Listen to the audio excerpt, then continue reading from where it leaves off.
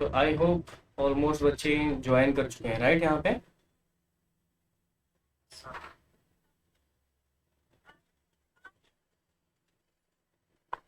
अभी भी कनेक्ट हो रहे हैं बच्चे काफ़ी,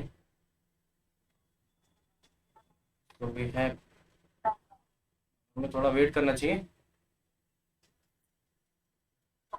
हाँ हाँ, क्यों नहीं कर सकते, जेएनयू वाले क्लास कर सकते हैं, क्योंकि वहाँ पे भी तो ईरान से रिलेटेड आपसे पूछा जाएगा। Why not.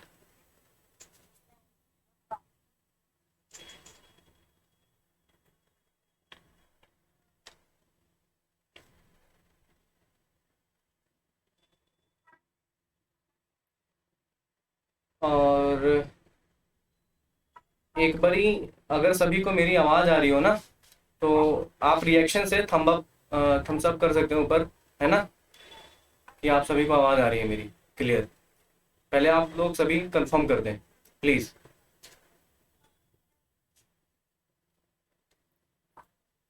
Hello. Yes.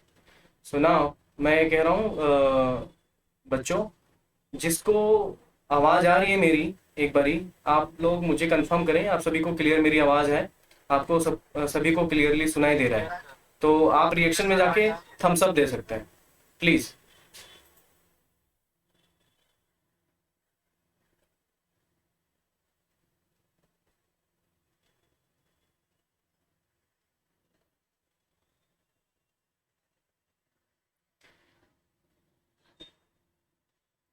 Great great.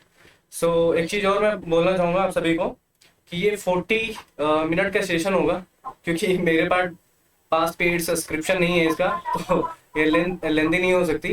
तो सभी से रिक्वेस्ट ये होगी कि हम 15 मिनट का ब्रेक लेंगे आफ्टर 40 मिनट, और उसके बाद दोबारा से आपको सभी को ज्वाइन करना है, ठीक है।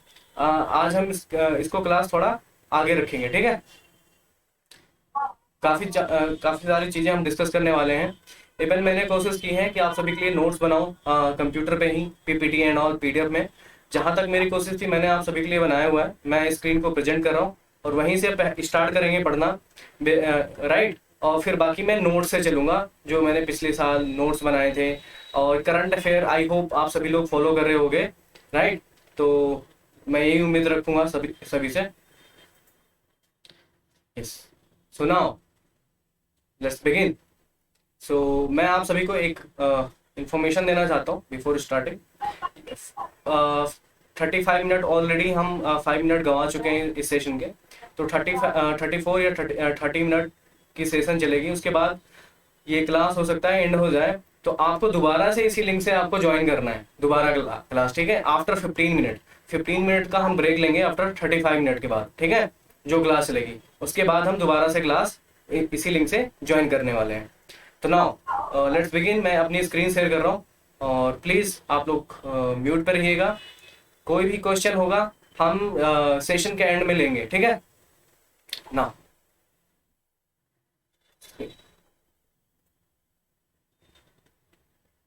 आई होप सभी को स्क्रीन दिख रही होगी, राइट।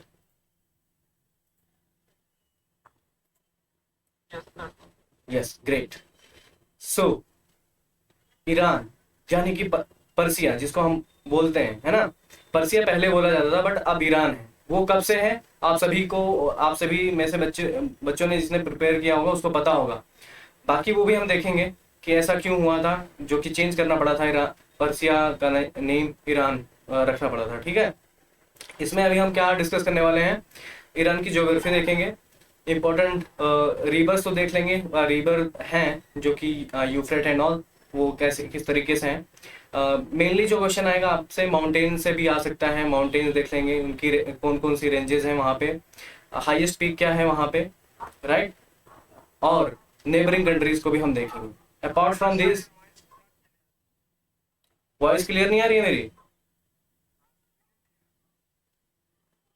बाकी बच्चे बताएं एक बार, आ रही है सबको? क्लियर है, राइट। देखो बच्चों, हो सकता है किसी किसी बच्चों को क्लियर ना आ रही हो, ड्यू टू हो सकता है उनके नेटवर्क में इशू हो, कोई प्रॉब्लम हो, राइट। जैसे कि उनके उनके कनेक्शन में हो सकता है, ठीक है। तो एक बार आप चेक कर लीजिएगा अपना कनेक्शन नेट का। चैट्स, यस, क्लियर है, सभी बच्चे बोल रहे हैं क्लियर है, क्लियर है, क्लियर है। ठीक है, तो हम आगे बढ़ते हैं। माइक ओपन कर रखा है, उनके तरफ से आवाज बहुत आ रही अच्छा, तो बच्चों प्लीज प्लीज आप सभी लोग प्लीज अपना माइक सभी म्यूट पे जाएं प्लीज। ऑल, आप लोग सभी प्लीज म्यूट पे चले जाओ एक बारी। ठीक है, अगर किसी को कुछ पूछना होगा वो बस थम्स अप कर सकता है, या आप मैसेज में लिख दीजिएगा, मैं मैसेज चैट जो है आपका पढ़ता रहूंगा। ठीक है, तो ये चीज आप करिए प्लीज, इतना तो कोऑपरेट कर सकते हो आप लोग। ठीक है,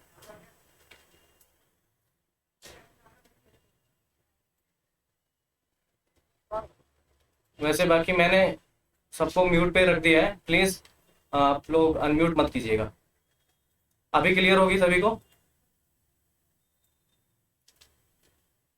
this is my first class. भैया ये सबकी क्लास फर्स्ट फर्स्ट क्लास ही है मेरी भी क्लास फर्स्ट है ठीक है, आप सभी के साथ। सो देखते हैं, ये आपको जैसे दिख रहा होगा ट्राई कलर में फ्लैग, तो ये फ्लैग तो आपको नज़र में रखना है। और ठीक है, इसमें से कुछ इंपॉर्टेंट चीज़ें भी पूछ ली जाती हैं फ्लैग से, हम आगे डिस्कस भी करेंगे क्या क्या चीज़ें हैं, जैसे एम्बलम एंड ऑल। और फ्लैग का कलर आपको ऐसे याद याद में रखना है। हालांकि इसका रेशियो एंड ऑल इतना ज़रूरी नहीं है याद करना कि क्या रेशियो है फ्लैग का, क्या है नहीं, बट आप सीक्वेंस में कलर को याद रखिएगा, और यहाँ पे क्या मैसेज लिखा हुआ है ना उसको जरूर याद रखिएगा। ठीक है ना, हम आगे बढ़ते हैं।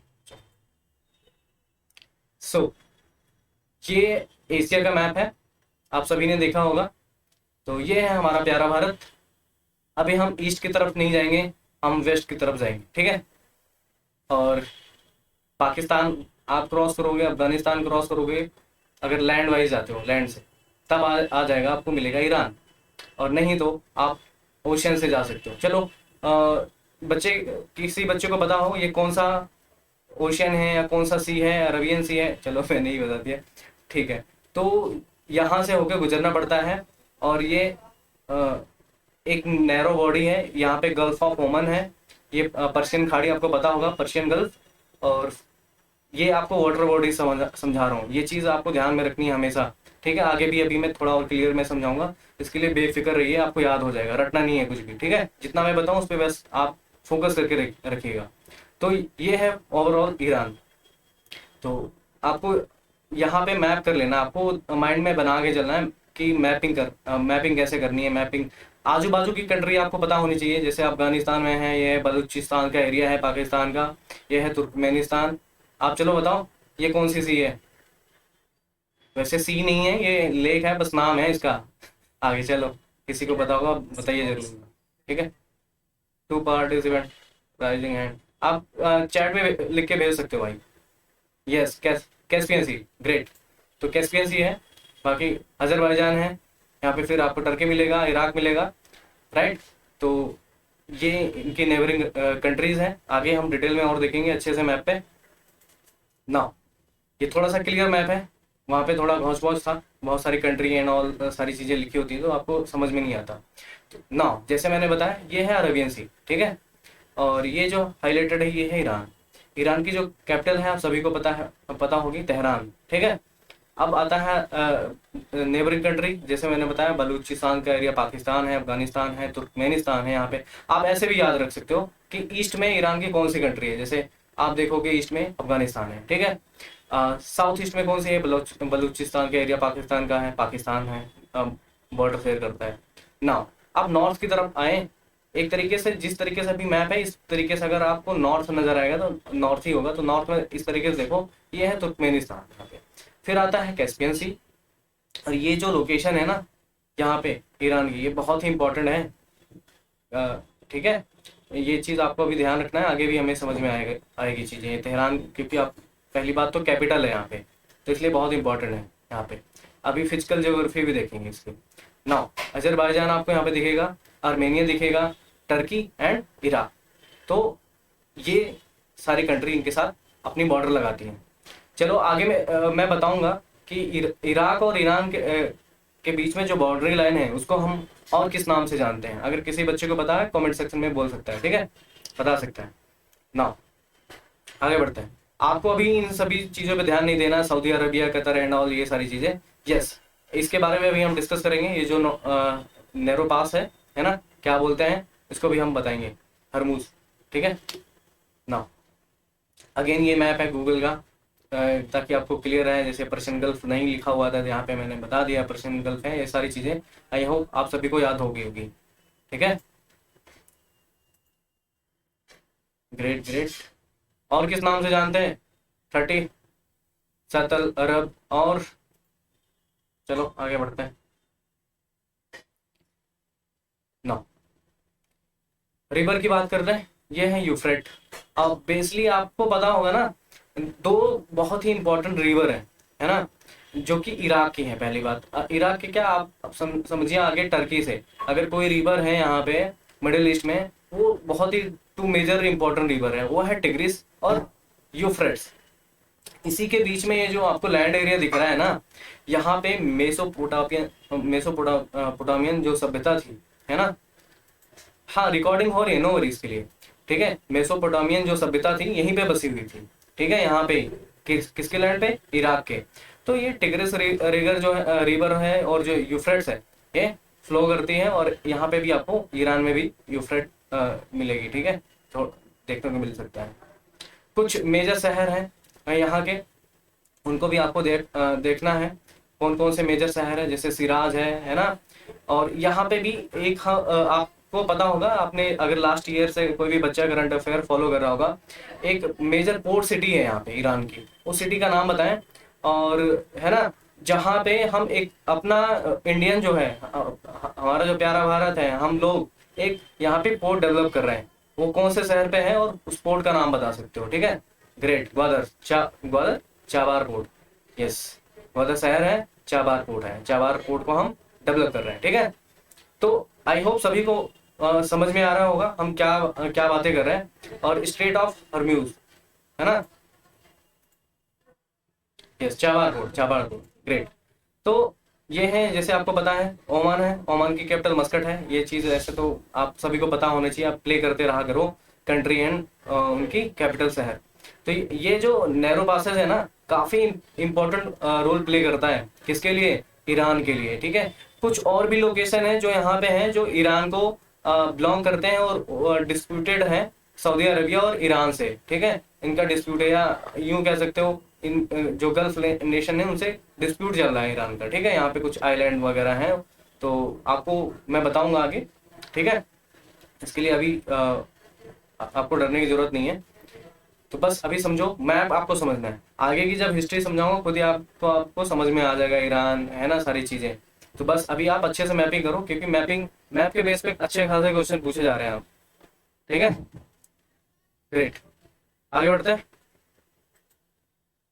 ये है स्ट्रेट ऑफ हॉर्मूज जिसकी हम बात करते हैं, और इसकी विड्थ है अराउंड 55 किलोमीटर। ईरान चाहे तो यहाँ पे अपनी नेवल बेस जो है, उनकी आर्मी है, यूं बोल लो जो नेवी सिस्टम है, अगर वो यहाँ पे डिप्लॉय करते हैं, है ना, कुछ जहाज़ों के साथ, तो ये पूरा ब्लॉक हो सकता है एरिया। और ये इंपॉर्टेंट क्यों है, क्योंकि ये एक ऐसा रास्ता है जहाँ से वर्ल्ड का 20% ऑयल है यहीं से होके गुजरता है, चाहे वो एशिया में आता हो, भारत, चाइना, कहीं से कहीं भी जाता हो, या वेस्टर्न कंट्री को जाता हो, ठीक है। तो सभी की जहाजें यहीं से होके गुजरती है, इसलिए ये जो ईरान है इसको काफी स्ट्रेटेजिक लोकेशन मिली हुई है ना, इसके पॉइंट से इसको इसलिए काफी कंफर्टेबल फील करता है, काफी यूं कह लो प्राउड भी फील करते हैं अपने आप में, है ना, कॉन्फिडेंस आता है उनको कि अगर कुछ होता है, कल को कोई लड़ाई होती है सऊदी अरबिया के साथ, किसी और के साथ, जैसे सऊदी अरबिया के ऑयल शिप होते हैं यहीं से, तो उसको ये ब्लॉक कर लेंगे, कुछ भी होता है। तो इसलिए ये थोड़ा सा इनके लिए काफ़ी स्ट्रेटेजिक पॉइंट है ना, देखा जाए तो यूं बोल लो चौक पॉइंट है इनके लिए। तो ये काफ़ी इंपॉर्टेंट है, अगर आपसे पूछा जाए इस पासेज का नाम, तो आपको पता होना चाहिए स्ट्रेट ऑफ हॉर्मूज, है ना। आगे बढ़ते हैं, इंपॉर्टेंट चीज़ें बता रहा हूँ बच्चों। देखो हमारे पास टाइम बहुत कम है, और जामिया का कल एग्जाम है ना, जेएनयू में अभी टाइम है, हम बहुत सारी चीज़ें डिस्कस कर लेंगे। और अगर डायनेस्टी की बात है, उस पर भी मैं जस्ट ओवरव्यू में जाऊंगा, डायनेस्टी में डिटेल पढ़नी होगी, आप थोड़ा सा टाइम लीजिएगा, बहुत डिटेल में नहीं आएगी, बट हाँ आपको डायनेस्टी के बारे में थोड़ा पता होना चाहिए, मैं थोड़ा सा ओवरव्यू लूंगा उस पर, ठीक है, आप सभी को बताऊंगा। हिस्ट्री से लेके कहाँ से क्या चीजें इवॉल्व हो रही हैं। फिर हम आगे बढ़ेंगे ईरानियन रेवोल्यूशन को लेके, ठीक है, कौन कौन से रेवोल्यूशन हुए, कैसे हुए, उनके रीजन क्या थे, क्या हुआ था, उसका आफ्टरमाथ क्या था, वर्ल्ड वॉर 2 के टाइम पे क्या ऐसे मेजर इवेंट हुए थे, क्या क्या चीजें हुई, क्या क्या बदलाव आए पॉलिटिकल सिस्टम ईरान के, वो सारी चीजें हम समझेंगे, ठीक है। Now brief history of Iran. अगर देखो किसी जैसे कुछ बच्चे पूछते होंगे सर आप मुझे पीडीएफ दे दो, देखो यार पीडीएफ तो मैं कोशिश करूंगा ये मैं दे दूंगा, ठीक है। बाकी आप चाहो तो स्क्रीनशॉट लेना चाहते हो इसका स्क्रीनशॉट ले सकते हो, ठीक है, आप ताकि आप बाद में रिवाइज करो। वैसे तो आप अपने आप को अभी बस फोकस करो उस लेक्चर को समझने में, और पेन पेपर लेकर अगर बैठे हो तो ज़्यादा बेटर होगा। कुछ नोट करना चाहो बहुत ही इंपॉर्टेंट नोट कर सकते हो, बाकी आपको मुझे नहीं लगता आपको नोट करने की ज़रूरत होगी। जस्ट एज ए स्टोरी की तरह आप याद कर लो, आपको समझ में आ जाएगी चीज़ें, और जो एग्जामिनेशन में पूछा जाएगा आप कर ले जाओगे। इतना आपको अभी ये जैसे ये वाला सेशन खत्म होगा आपको कॉन्फिडेंस आ जाएगा, ठीक है। चलो तो कुछ मेजर डायनेस्टीज हैं उनके बारे में हम समझते हैं। जैसे जिसमें से बहुत ही इंपॉर्टेंट डायनेस्टी है पर्सिया की, अगर देखा जाए सफाविद डायनेस्टी, जो कि रहा कब से कब तक रहा था, 1501 से लेके 1736 तक रहा था ये डायनेस्टी, ठीक है। ये क्यों इम्पोर्टेंट है, क्योंकि जो आज का कल्चर आप देखते हो ईरान में, या वहाँ पे मस्जिद देखते हो, या वहाँ के आर्किटेक्चर या बिल्डिंग कुछ भी हैं, तो सारी चीजें वो इन्फ्लुएंस कहाँ से हैं, वो सफाविद डायनेस्टी से बहुत ही ज्यादा इन्फ्लुएंस है, ठीक है। तो इसलिए काफी ये डायनेस्टी इंपॉर्टेंट रोल प्ले करती है। इसके बारे में आप थोड़ा सा और पढ़िएगा, खासकर फाउंडर एंड ऑल इसके बारे में थोड़ा सा आप जानिएगा कि कौन थे सफाविद डायनेस्टी के रूलर या फाउंडर क्या थे, ठीक है। रूलर को यहाँ पे क्या बोला जाता है। अच्छा कोई बच्चा हैंड राइज कर रहा है, आप चैट में लिख सकते हो बच्चे, क्या पूछना चाह रहे हो आप या कुछ बोलना चाह रहे हो, आप लिख सकते हो,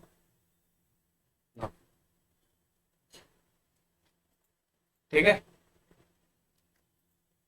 तो हम बात कर रहे थे सफाविद डायनेस्टी, तो यहाँ पे ये रूल इनका यहाँ पे रहा था, काफी मेजर इंपॉर्टेंट डायनेस्टी है। अगर आपसे इस डायनेस्टी का नाम पूछ लें, जैसे कि ऑप्शन दे दिया जाएगा, इसमें से कौन सी ईरानियन या पर्सियन डायनेस्टी नहीं है या ईरान को बिलोंग नहीं करती है ना, तो उसमें से हो सकता है आप 3 सही डायनेस्टी के नाम दे दें और एक गलत दे दें, है ना। तो ऐसे क्वेश्चन भी बन सकता है।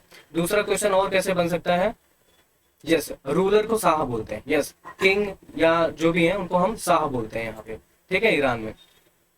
तो यहाँ पे अगर आपसे पूछा जाए कि ये किस सेंचुरी के टाइम पे बिलोंग करते हैं समथिंग कुछ, या रूलर यहाँ पे जो यहाँ के शाह हैं, अगर पूछ लेंगे ये शाह कौन से सेंचुरी से बिलोंग करते हैं है या कहाँ से बिलोंग करते हैं, वो आपको पता होना चाहिए। जैसे कि मुझे याद है अभी मैंने कल ही क्वेश्चन देखा था कोरिया का, उसमें देखो डायरेक्टली आपसे ये नहीं पूछा गया था कि ये जो हैंगुल है कौन से ईयर में इन्वेंट किया गया था, उसमें पूछ लिया था कौन सी सेंचुरी में इन्वेंट हुआ था। तो अब क्वेश्चन थोड़ा सा घुमा के पूछा जा सकता है आपसे, तो ये चीज आपको याद रखनी है एटलीस्ट, ये क्रोनिकल ऑर्डर आपको पता होना चाहिए सफाविद डायनेस्टी के लिए, ठीक है। बाकी ये है क्यों फेमस है, कल्चर, मॉस्क क्यों है उसके बनाए हुए, कुछ आर्किटेक्चर की वजह से, ठीक है। नाउ यहाँ पे उस टाइम पे भी यहाँ पे जो सिया इस्लाम है ना, ऑफिशियल रिलीजन हुआ करता था उस टाइम पे भी, ठीक है। इस सिया इस्लाम को ऑफिशियल जो रिलीजन है इसको डिक्लेयर किया हुआ था। हालांकि बाद में ये चीजें चेंजेस आती रही, वो भी हम आगे देखेंगे कब हटता है फिर कब से लागू कर दिया जाता है सिया इस्लाम। आप सभी में से बहुत सारे बच्चे हैं जो जिनको पता होगा सिया और सुन्नी में फर्क, ठीक है। और जैसे सऊदी अरबिया है, इराक भी एक सिया डोमिनेटेड कंट्री है, वहाँ पे बहुत सारे सिया धर्म को मानने वाले हैं इस्लाम में भी, ठीक है। तो अलग अलग है, थोड़े से डिफरेंसेस हैं, बाकी सब कुछ ठीक है, वो तो हमारे बनाए हुए हैं, हमने कुछ भी बना लिया है, कुछ भी नहीं, बट हम क्या फॉलो करते हैं। जैसे हिंदू में भी हैं, हम ब्राह्मण हैं, हम क्षत्रिय हैं, आप यादव हो, कुछ भी हो, whatever doesn't matter, after all we are human being, right, है ना। होमोसेपियंस बोल लो, ठीक है, इंडियन, आप जैसे बोलना चाहो, आप इंडियन हो, कहाँ से हो, गुजरात से हो, महाराष्ट्र से हो, उत्तर प्रदेश से हो, बिहार से हो, डजंट मैटर, ठीक है। तो चलो उस पर हम नहीं जाएंगे अभी। तो यहाँ पे ऑफिशियल रिलीजन आपको याद रखना है क्या है, सिया इस्लाम, ठीक है। अभी क्या है वो हम देखेंगे करंट टाइम में क्या सिचुएशन है। उसके बाद एक जो मेजर डायनेस्टी है यहाँ की वो है कजार डायनेस्टी, और ये कब से कब तक रही थी, 1785 से लेके 1921 तक। उसके बाद कौन सी डायनेस्टी आती है, पहलावी डायनेस्टी। ये लास्ट डायनेस्टी होती है पर्शियन डायनेस्टी, पर्सिया की, है ना, ये बोलो ईरान की लास्ट डायनेस्टी होती है। और ये कब से कब तक रहती है, 1921 से लेके 1979 तक रहती है। हाँ पूछिए, डाउट पूछिए, किसका ऑफिशियल नेम,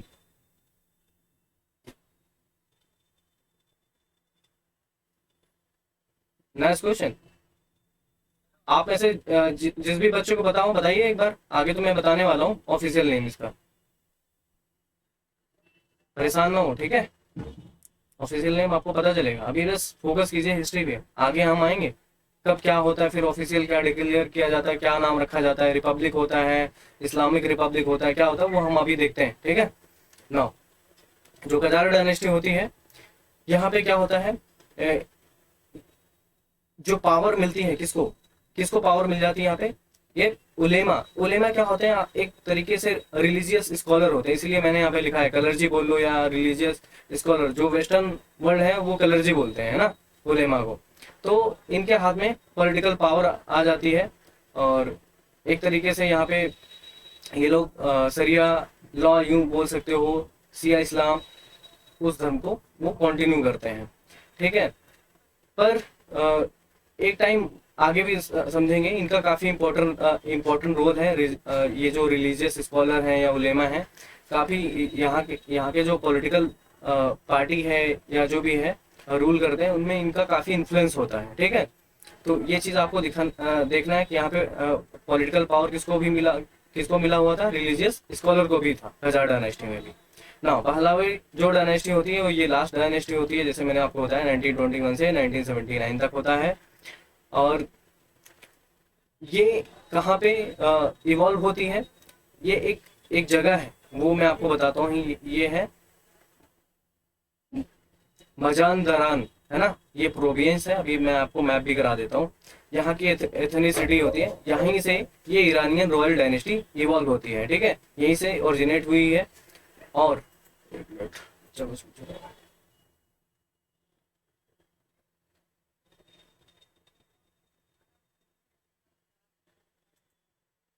एक बार आप कंफर्म कर लीजिएगा भैया, ये कजार डायनेस्टी का टाइम 91 है, 1925, ठीक है। एक बार आप देखिएगा, उसको आप कंफर्म कीजिएगा, ऑथेंटिक सोर्सेस से पढ़िएगा जरूर ना, यहाँ पे।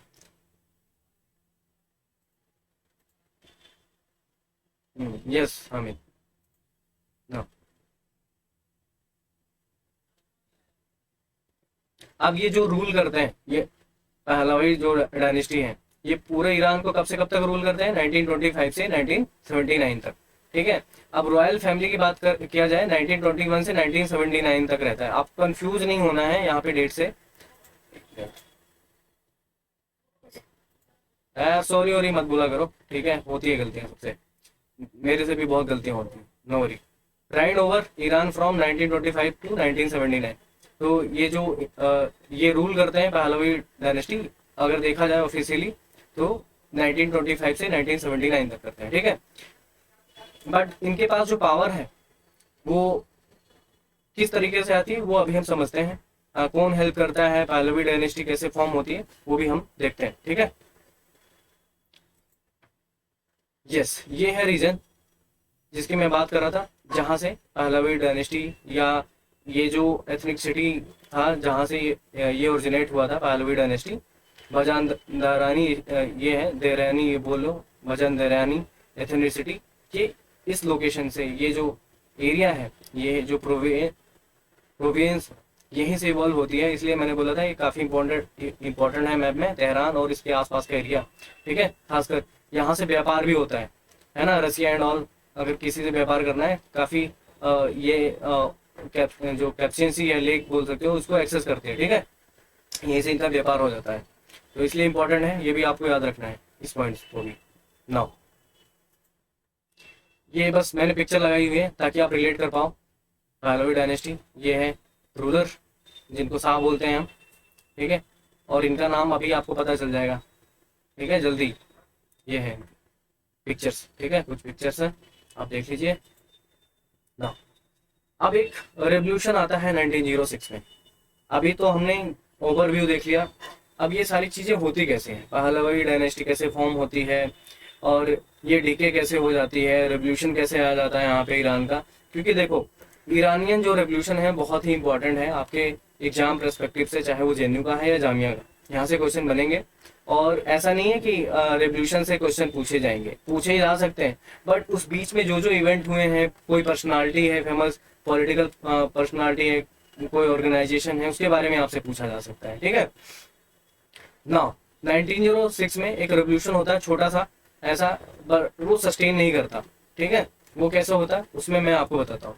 जो कजार रूलर होते हैं जिनको साफ बोलते हैं, है ना, किंग, वो क्या कर लेते हैं, कॉन्स्टिट्यूशनल मोनार्की को एक्सेप्ट कर लेते हैं, ठीक है, वहां पे 1906 में जब इसका ये जो रेवोल्यूशन होता है। अब होता क्या है, जब वो एक्सेप्ट कर लेते हैं कॉन्स्टिट्यूशनल मोनार्की, उन पे हो जाता है रिस्ट्रिक्शन।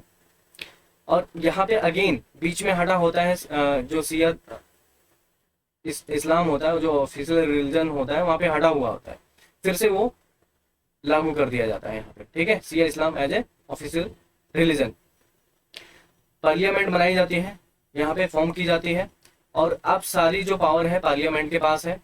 जैसे आपने ब्रिटेन एंड ऑल हर जगह देखा होगा, वहाँ पे प्राइम मिनिस्टर होंगे, है ना, पार्लियामेंट भी होगा। ऐसा नहीं है कि किंग या क्वीन नहीं होंगे, वहाँ पे क्वीन भी होंगे, बट उनकी जो पावर है बहुत ही लिमिटेड हो जाती है। जब कॉन्स्टिट्यूशनल मोनार्की आती है, आपने फ्रेंच रेवोल्यूशन पढ़ा हो चाहे चाहे, है ना, तो वहाँ पे भी जब कॉन्स्टिट्यूशनल मोनार्की बनती है, तो वहाँ पे क्या होता है, जो कजार है या किंग बोल लो, राजा है, जो भी रूलर होता है, उसकी जो पावर होती है उसको लिमिट कर दिया जाता है। और लिमिट कौन करता है, ये पार्लियामेंट, रूल रेगुलेशन जो नए नियम बनाते हैं, तो उनकी पावर क्या हो जाती है, ठीक है। अब सारी चीजें जो पावर है वो पार्लियामेंट के हाथ में होती है। तो अगेन ये जो रेवोल्यूशन होता है उसकी सिग्निफिकेंट बस इतनी होती है कि यहाँ पे एक बारी ये जो कजार जो रूलर हैं उनको हटा क्या, ये बाद में हटेंगे अभी, ये क्या कर लेते हैं, कॉन्स्टिट्यूशनल मोनार्की को एक्सेप्ट कर लेते हैं, ठीक है। इसके बैकग्राउंड की कहानी आपको समझना है, थोड़ा सा आप पढ़िएगा, ठीक है, इंटरेस्ट लाइएगा, क्यूरोसिटी कि ऐसा क्यों हुआ था, क्यों किया था, इससे पहले हुआ क्या था कजार रूलर के साथ, ठीक है। तो अभी बस जो इम्पोर्टेंट है वो आपको फैक्ट पता होना चाहिए कि कॉन्स्टिट्यूशनल मोनार्की किसने एक्सेप्ट की थी, कौन सा रूलर था, है ना, उस शाह का नाम क्या था, कौन सी डायनेस्टी थी जिसने कॉन्स्टिट्यूशनल मोनार्की को एक्सेप्ट किया था, और ऐसा क्या इवेंट हुआ था। तो वो इवेंट है 1906 का रेवोल्यूशन। तो ये इंपॉर्टेंट है जिसमें पार्लियामेंट भी फॉर्म की गई थी पहली बार।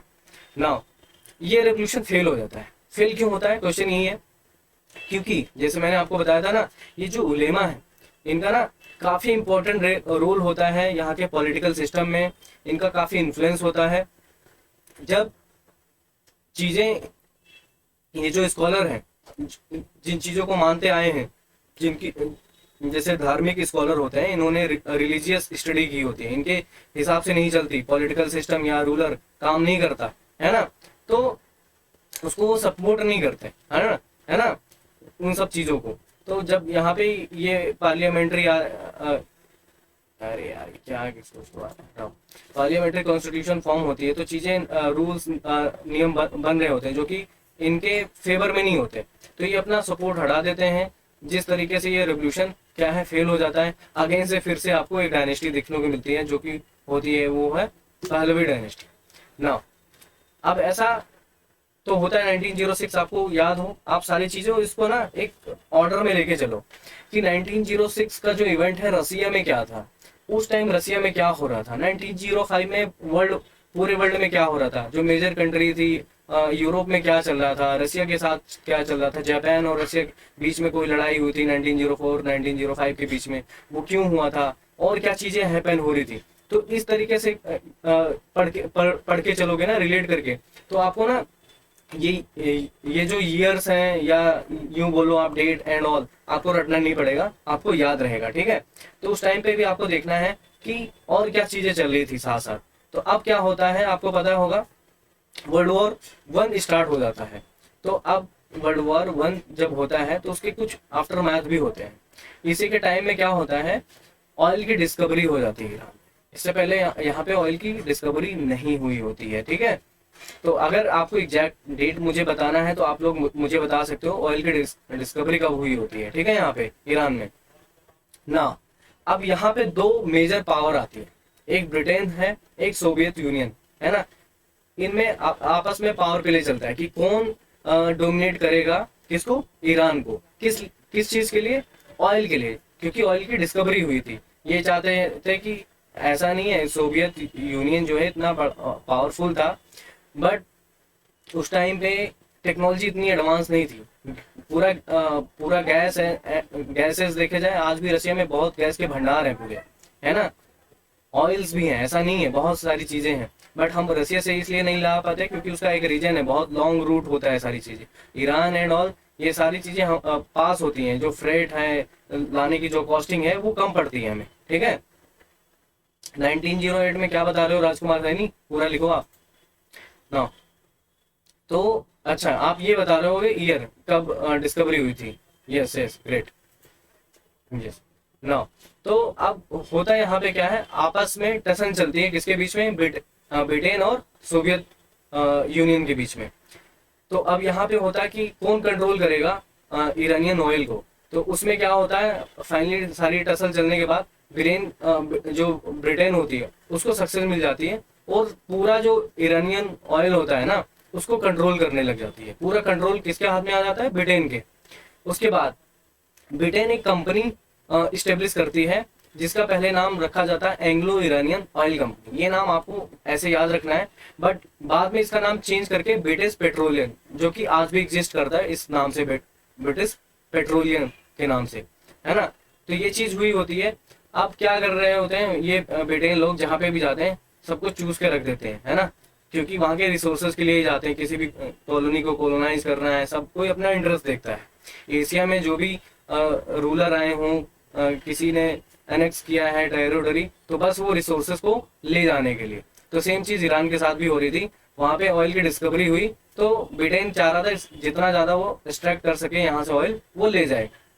और यही मेजर कारण भी होता है जिसकी वजह से क्योंकि एक ऐसा सोर्स है ऑयल उस टाइम पे, ऐसी डिस्कवरी थी जिसकी वजह से ईरान बहुत पैसे कमा सकता था, बहुत ज्यादा ग्रो कर सकता था। ऐसा नहीं कि ग्रो नहीं किया, ग्रो भी किया होता है, रिफॉर्म भी आते हैं वहां पे। बट जैसे कि और भी लोग हैं जो पर्टिकुलर कंट्री में हैं, आप देखो जमीन तो आपकी भी है, मैं भी इंडिया में हूँ, आप भी इंडिया में हो। अगर कोई चीज डिस्कवरी है तो गवर्नमेंट को क्या करना चाहिए, जो गरीब हैं उनको भी उनको शेयर मिलने चाहिए, है ना। बहुत ज्यादा गरीब हो उन तक भी पैसे पहुंचने चाहिए, इसका फायदा उनको भी मिलना चाहिए ऑयल की डिस्कवरी से, है ना। अगर वो बेचते हैं तो उनकी इकोनॉमी डेवलपमेंट होगी ना। एजुकेशन में पैसा लगाएं, रोड बनाएंगे, रेल, जितनी सारी चीजें एक्सपेंड करेंगे, इंडस्ट्री लगाएंगे, वहां के लोगों को क्या मिलेगा, जॉब मिलेगी। गरीब लोग हैं वो काम वाम करके भी उनको पैसे मिल जाएंगे। बट क्या हो रहा था, ये सारे के सारी चीजें स्ट्राइक कौन कर रहा था, ब्रिटेन। उसका रीजन भी नीचे यहाँ पे है, मैं आपको बताता हूँ क्या होता है ना। यहाँ पे कू होता है एक, ठीक है। कू जो है जो कू किया जाता है किसके द्वारा किया जाता है, रेजा खान।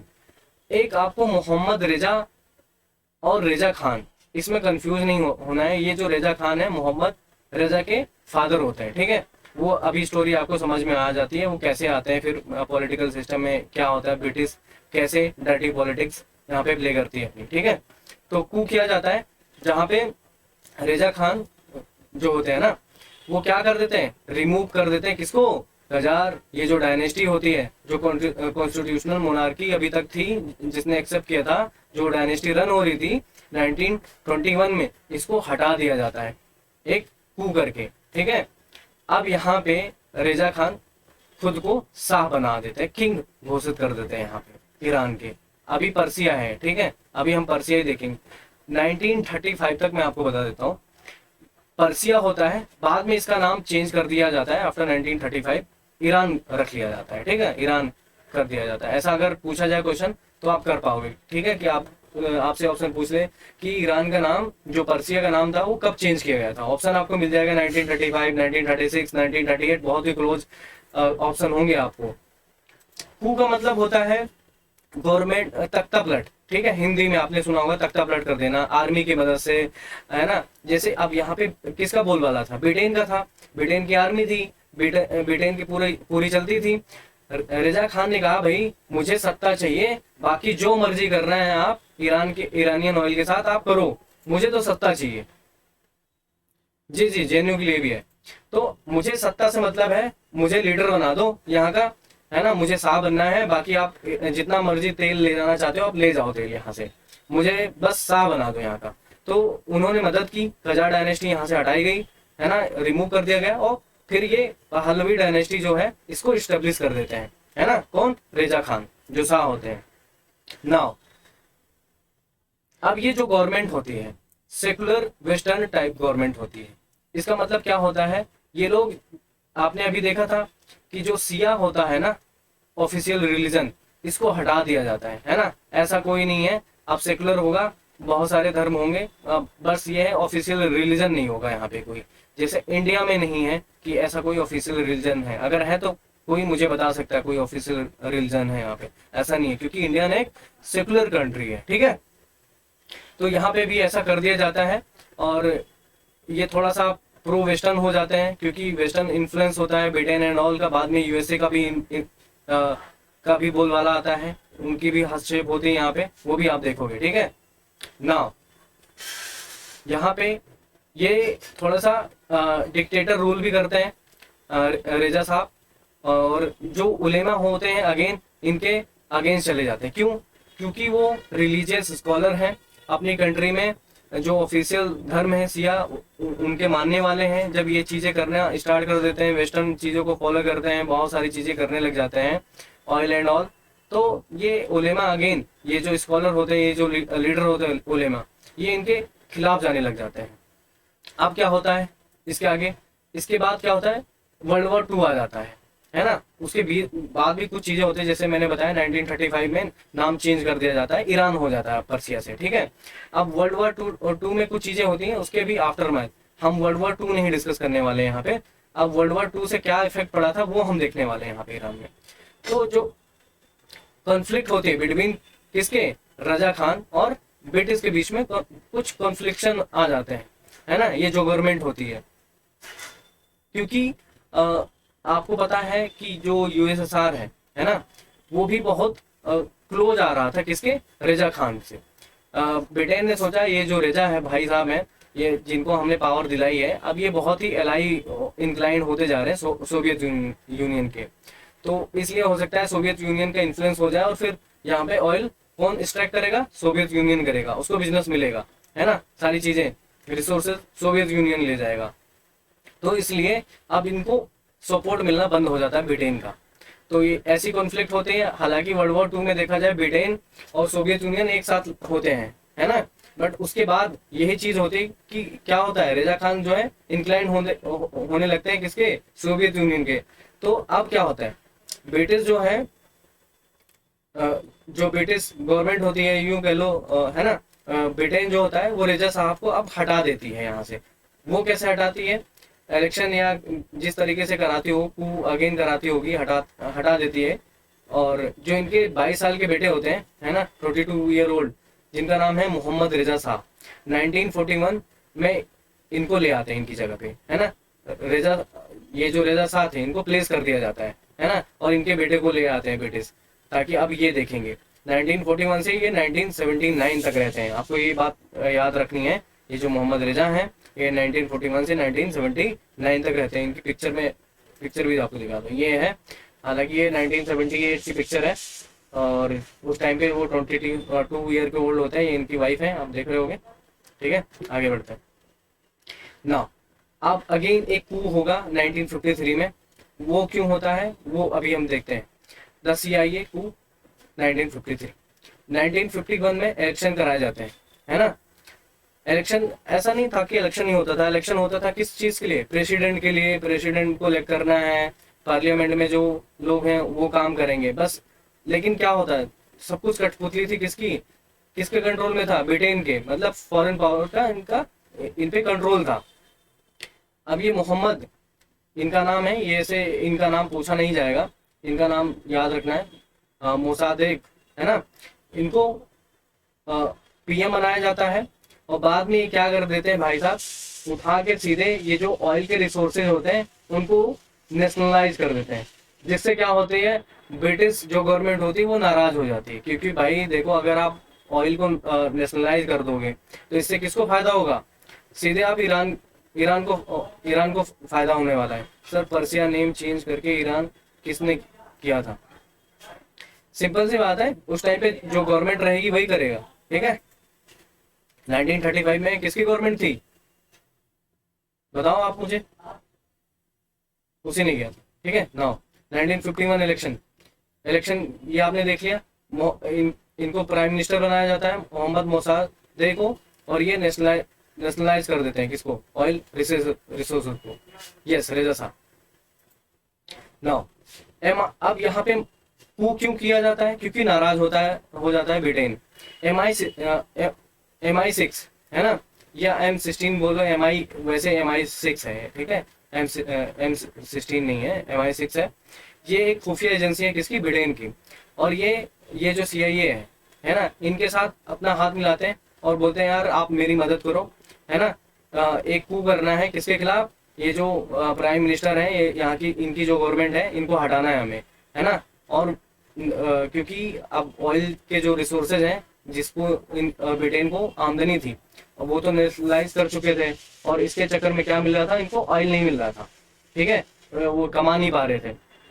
तो इनकी मदद से MI6 और CIA की मदद से क्या कर देते हैं, अगेन एक कू कर देते हैं, तख्ता पलट कर देते हैं किसके, इनके खिलाफ, ठीक है। अब अगेन से पावर में किसको लाया जाता है, शाह को लाया जाता है, ठीक है। अगेन याद रखिएगा, उनको हटा के दोबारा शाह को लाया जाता है। नाउ अब कुछ रिफॉर्म्स होते हैं शाह के। अब कौन से रिफॉर्म है वो बस आप देख लीजिए ध्यान, जिसकी कुछ वजह होंगी कि ईरानियन रेवोल्यूशन जो आता है जिसकी वजह से ये भी कुछ इशू होते हैं। क्योंकि आज तक देखो मैं बताऊं 30 से 35 साल हो गए हैं, हिस्टोरियन हैं जो स्कॉलर हैं वो एग्जैक्टली रीजन नहीं पता कर पाए थे कि ईरानियन जो रेवोल्यूशन हुआ था वो क्यों हुआ था। काफ़ी स्टडी करने के बाद ये कुछ रीजन पता चले थे कि ये हुआ तो हुआ क्यों था। क्योंकि उस टाइम पे जब ऐसा रेवोल्यूशन हुआ था सभी लोग आश्चर्यचकित थे कि ये हुआ क्या, मतलब ऐसा क्या रीजन था जो ईरान में रेवोल्यूशन हो गया एकदम से, है ना।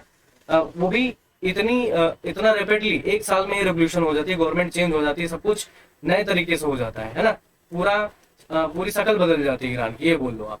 तो आप देखते हैं ऐसा नहीं है कि शाह जो थे बहुत ही बुरे थे, भले ही ब्रिटिश की तरफ इंक्लाइन थे, बट इन्होंने काफी कुछ अच्छे रिफॉर्म भी किए थे, जैसे इकोनॉमिक रिफॉर्म किए थे, ग्रोथ एंड डेवलपमेंट, जैसे सड़कें एंड ऑल सारी चीजें बनाई थी। और ऑयल इंडस्ट्री काफी डेवलप हुई थी इनके टाइम में, और ये काफी क्लोज अलाई हो गए थे किसके, यूएसए एंड वेस्टर्न पावर के। जैसे मैंने अभी आपको बताया, यूएसए का धीरे धीरे यहाँ पे इन्फ्लुएंस बढ़ता जाता है, बढ़ने लगता है। अब ये क्या करते हैं, वेस्टर्नाइजेशन करने लगते हैं, मॉडर्न एजुकेशन लेके आते हैं ईरान में, इंस्टीट्यूशन मॉडर्न ओपन करते हैं और कल्चर भी। तो अब मॉडर्न एजुकेशन से मतलब क्या है, पहले क्या था, वहां पे वुमेन को राइट नहीं था, किस चीज का, वोटिंग का तो नहीं रहा होगा ऑब्वियसली, एजुकेशन का राइट नहीं था, जो कि वहाँ के जो रिलीजियस स्कॉलर थे वो भी नहीं चाहते थे कि वुमेन, ये एक रीजन बनेगा आगे, मेजर रीजन बनेगा रेवोल्यूशन के लिए कि वुमेन पढ़ने जाए। तो ये कुछ अच्छे उन्होंने रिफॉर्म तो लाए थे, बट वहाँ के हिसाब से उनको पसंद नहीं आए थे, वहाँ के लोगों को, वहाँ के जो रिलीजियस स्कॉलर थे, जो फॉलोअर थे उनके, वो नहीं चाहते थे कि वुमेन पढ़े। ये जो इंस्टीट्यूशन है, वेस्टर्न इंस्टीट्यूशन है, यहाँ पे ओपन हो, या वहाँ का कल्चर या यहाँ पे ईरान में आए, ठीक है ना। ये इनका नाम आपने सुना होगा, ये पिक्चर है रुहुल्लाह खुमैनी, ठीक है। एक काफी अभी ये कैसे उभर के आते हैं एक लीडर के तरीके से, रिलीजियस लीडर होते हैं, है ना। तो इनका काफी पॉलिटिकल इन्फ्लुएंस होता है, लोगों का काफी फेथ मिलता है, काफी गेन मिलता है, काफी सपोर्ट मिलता है, यूं कह लो। तब ये एक पॉलिटिकल सुप्रीम लीडर भी बनते हैं आगे, वो कैसे बनते हैं हम आगे देखेंगे। अब इनकी थोड़ी सी इनकी भी कहानी समझते हैं, इनका रोल क्या होता है, ठीक है।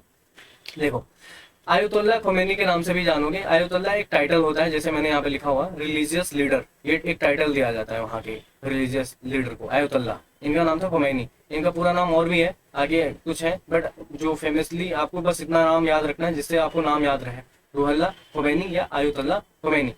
ये फॉर्मर सुप्रीम लीडर रह चुके हैं ईरान के, ठीक है। करंट की क्या है, करंट की चीजें भी अभी हम देखेंगे। आज ही कुछ इलेक्शन या कुछ ऐसे चीजें बदलाव हुए हैं जो कि वहाँ के ईरान में प्रेसिडेंट भी नए आने वाले हैं, ठीक है। जो करंट प्रेसिडेंट अभी थे वो हट रहे हैं, अब नए प्रेसिडेंट आएंगे ईरान में। हालांकि वो ऐसा क्वेश्चन नहीं आएगा, हो सकता है जेन्युइनली आए, करंट अफेयर से, बट अभी जामिया में नहीं आने वाला है इससे, जो आज इवेंट हैपन हुआ है, ठीक है। Now religious leader and cleric, ये जैसे मैंने बताया रिलीजियस लीडर है, ठीक है। नाउ ये क्या करते हैं, जो भी रिफॉर्म किए जाते हैं रजा के द्वारा उनको वो ये अपोज करते हैं, ठीक है। क्योंकि वो नहीं चाहते थे कि वेस्टर्न का जो इन्फ्लुएंस है, जिस तरीके से यूएसए और ब्रिटेन का इन्फ्लुएंस है वो रहे ईरान में, और जिस तरीके से उनका अपना खुद का कल्चर है ना, सिया इस्लामिक जो कंट्री है, जिस रिलीजियस हैं वो लोग, जिस तरीके से उनको फॉलो करते हैं उस चीज़ को फॉलो करें, उसमें चेंजेस आए। दूसरी चीज़ है वो मेनली किसको उन्होंने अपोज किया था, जो रिफॉर्म उन्होंने मेजर किया था, अभी मैंने बताया वुमेन की एजुकेशन के लिए, वुमेन के राइट के लिए, है ना, उन्होंने अपोज किया इंक्रीज ऑफ वुमेन्स राइट, जैसे एजुकेशन है और इनकी आज़ादी मिल रही थी, तो इसके लिए वो अपोज कर रहे थे। दूसरा रिगिंग ऑफ इलेक्शन, मतलब कि इलेक्शन में धांधलेबाजी हो रही है, इन सब चीज़ों को लेके इन्होंने अपोज किया सरकार को। और abuse of power and constitution, क्योंकि क्या होता था कि जब ब्रिटिश गवर्नमेंट दोबारा रेजा को लेके आई थी, वो बोले थे भाई थोड़ी सी आपको डिक्टेटरशिप दिखानी चाहिए, थोड़ा सा पावर होना चाहिए आपको, है ना, तो आप बने रहो, ऑयल हमें चाहिए। दूसरी बात, आप जिसको मर्जी उठा के प्राइम मिनिस्टर मत बना दो, नहीं तो वो जैसे कि अभी ऑयल को नेशनलाइज कर दिया था, बाकी सारी चीजें नेशनलाइज कर देंगे, हमारा क्या होगा। आप पावर में रहोगे, आप जैसे मर्जी आपको सिलेक्ट करना है आप बनाइए, किसी को पीएम बनाइए, जिसको बनाना बनाइए, है ना। तो इसी के लिए ये जो रिगिंग ऑफ इलेक्शन है इसके और abuse of power and constitution के लिए ये अपोज करते हैं रेजा साहब को, क्योंकि उनको पता चल गया था ब्रिटिश गवर्नमेंट किस तरीके से इनके साथ प्ले कर रही है, किस तरीके से इनका हाथ है और किस तरीके से करप्ट हो चुके हैं, ठीक है। नाउ 1963 में क्या होता है, ही प्रोटेस्टेड अगेंस्ट शाह, ये एक प्रोटेस्ट करते हैं 1963 में, कौन, रूहुल्लाह खोमैनी साहब, ठीक है, इनके खिलाफ ये प्रोटेस्ट करते हैं शाह के खिलाफ। और फिर इनको क्या किया जाता है, शाह की जो आर्मी है या पुलिस है, ये कह लो वहाँ की, उनको अरेस्ट कर लेती है और इनको एग्जाइल के लिए भेज देता है, एग्जाइल कर दिया जाता है। मतलब कुछ टाइम के लिए तो ये जेल में रहते हैं, उसके बाद जब बाहर निकल के आते हैं तो इनको एग्जाइल कर दिया जाता है। एग्जाइल होने के बाद ये क्या करते हैं, इराक चले जाते हैं, बट इराक को भी प्रेशराइज किया जाता है ईरान द्वारा कि भाई इनको हटाओ, क्योंकि वो वहां से बहुत सारी चीजें इन्फ्लुएंस कर रहे थे, बहुत सारी स्पीच देते थे जिस तरीके से, है ना, तो ईरान के लोग काफी इन्फ्लुएंस होते थे, ठीक है। तो इस तरीके से इराक से भी ये कहाँ फिर चले जाते, बाद में फ्रांस चले जाते और फिर वहीं पे रह के अपनी सारी चीजें, जो भी प्रोपोगेंडा एंड सारी चीजें हैं वो वहीं पे अपना प्रिपेयर करते हैं सारी चीजें। नाउ ये चीज यहाँ तक आपको सभी को समझ में आ गई होगी, कोई डाउट तो नहीं होगा, है ना। आयतुल्लाह खोमैनी से रिलेटेड जो रेजा साहब हैं उनके रिफॉर्मेशन और ये चीजें क्यों कॉन्फ्लिक्शन बढ़ता जा रहा था, ऐसा क्या रिफॉर्म उन्होंने किया था, करप्ट हो चुके थे, जो उनकी पावर थे उसका वो अलग ही तरीके से, एक तरीके से डिक्टेटरशिप के तरीके से यूज कर रहे थे, जिसको वो चाहते थे पीएम बना देते थे जिस तरीके से। पर यही चीज इनको अच्छी नहीं लगती थी कि वेस्टर्न पावर का इन्फ्लुएंस है, जो ऑयल है, ये सारी चीजें हैं, ये सारी कंट्री ये दोहन कर रही है यहाँ की, यूएसए एंड ब्रिटेन खासकर ना। ये चीज देख सकते हो। अब हम देखेंगे ईरानियन रेवोल्यूशन 1978-1979 के बीच का टाइम, ये काफी सपोर्ट था जैसे मैंने आपको पहले बताया, और जहां तक आपकी नजर जाएगी वहां तक ये सारी पब्लिक है, ईरानियन पब्लिक, खासकर इसमें स्टूडेंट भी मिलेंगे, बट मोस्टली कंजर्वेटिव पीपल हैं, जो कि नहीं चाहते कि वेस्टर्न पावर यहाँ पे रूल करे, वो अपने कल्चर को यहाँ पे फैलाए। हाँ जी, जो भी पार्टिसिपेंट हैंड राइज कर रहे हैं वो पूछ सकते हैं, एक बार कमेंट चैट में अपना टेक्स्ट लिखें प्लीज, ठीक है। तो अब ये इवेंट जो है काफी मेजर इवेंट है, इसको हम देखते हैं फटाफट।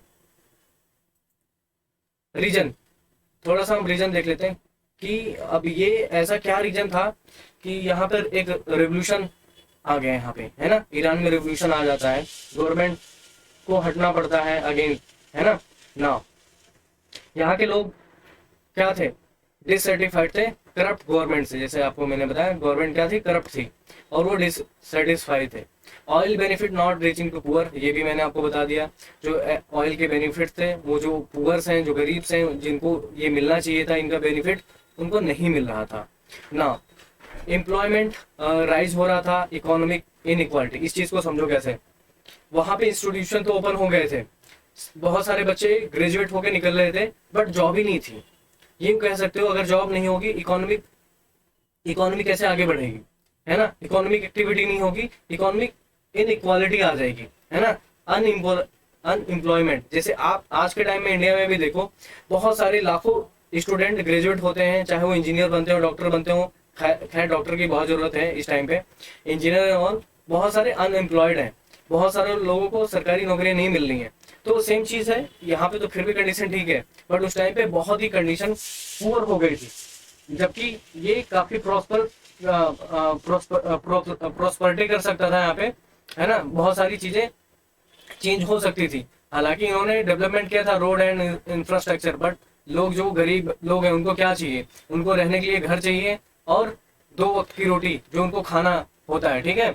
और ये जो बच्चे हैं यहाँ से जो ग्रेजुएट होके पढ़ाई करके निकल रहे हैं, उनको क्या चाहिए, उनको चाहिए जॉब, नहीं तो वो भी अनएम्प्लॉयड रहेंगे, एक तरीके से पुअर की कैटेगरी में आ जाते हैं। जब अर्निंग नहीं होती, यही चीजें होती हैं, ठीक है। तो ये चीज आपको समझना है, इकोनॉमिक इनइक्वालिटी आ रही थी, इसलिए भी लोगों का थोड़ा सा एग्रेशन हो रहा था, सपोर्ट अनपॉपुलरिटी हो रही थी। ये जो गवर्नमेंट थी अभी करंट टाइम में, इनको सपोर्ट नहीं मिल रहा था ना। सोशियो रिलीजियस चेंजेस आ गए थे, not acceptable to conservative section. जैसे मैंने बताया, यहाँ के बहुत सारे लोग थे जो नहीं चाहते थे कि वेस्टर्न कल्चर यहाँ पे आए, वेस्टर्न एजुकेशन यहाँ पे आए, या यहाँ पे इन्फ्लुएंस है। नहीं तो क्या हो जाएगा कि ये जो यूएसए है ना, ये परसीव कर रहा था इंपीरियलिज्म की तरीके से। मतलब ये लोग, वहाँ के जो लोग थे, वो देखते थे कि ईरान को कहीं एक तरीके से कॉलोनाइज ना कर ले यूएसए, है ना। समझते हो ना इंपीरियलिज्म क्या होता है। यहाँ के जो रिसोर्सेज है उनका दोहन किया जाएगा, एक नई तरीके की कॉलोनी है ना। तो इस तरीके से वहाँ के लोगों की सोच बदल रही थी कि यूएसए अब हम पे हावी हो रहा है, यहाँ की जो रिसोर्सेज है वो ले जा रहे हैं, हमारी कंडीशन खराब है, हमें रोजगार नहीं मिल रहा है, यहाँ के पुअर की कंडीशन बहुत खराब हो चुकी है नाउ। अब ये जो रेवोल्यूशन होता है ना, ये जो लोग थे बाकी जिनकी ये प्रॉब्लम थी अनएम्प्लॉयमेंट की या इकोनॉमिक इक्वालिटी या पुअर थे, उनका कभी मतलब नहीं था कि ईरान में इस्लामिक रिपब्लिक आए। अभी एक बच्चा पूछ रहा था ना कि क्या कौन सी गवर्नमेंट है करंट टाइम में, या ऑफिशियल नेम क्या है, वो भी आपको पता चल जाएगा, ठीक है। ईरान का ऑफिशियल नेम क्या है। तो ये लोग इंटेंशनली नहीं चाहते थे कि यहाँ पे सरिया लॉ आए या इस्लामिक रिपब्लिक आए, है ना, क्योंकि इनकी प्रॉब्लम तो ये चीजें थी, है ना। इसलिए ये गवर्नमेंट को हटाना चाह रहे थे। वो चाहते थे गवर्नमेंट आए दूसरी, इलेक्ट करके आए, सारी चीजें रहें जैसे चल रही, ठीक है, बट ये जो करप्शन है ये हट जाए, हमें ऑयल के बेनिफिट्स मिले, जो अनएम्प्लॉयमेंट है ये हटे। तो इसलिए ये अपोज कर रहे थे, इसलिए वो चेंज चाह रहे थे, ठीक है। आगे बढ़ते हैं, अब इवेंट देखते हैं कि 1 बाय 1 वो इवेंट्स कौन कौन से होते हैं जो कि एक रेवोल्यूशन लेके आते हैं। 1975 में क्या होता है, पॉलिटिकल पार्टीज एबॉलिश कर दी जाती हैं, है ना। जो सिर्फ एक ही पार्टी होती है, रिसर्जेंस पार्टी, जो कि शाह की पार्टी होती है, यही पार्टी रहती है, और बाकी सारी पार्टी को एबॉलिश कर दिया जाता है, हटा दिया जाता है ना।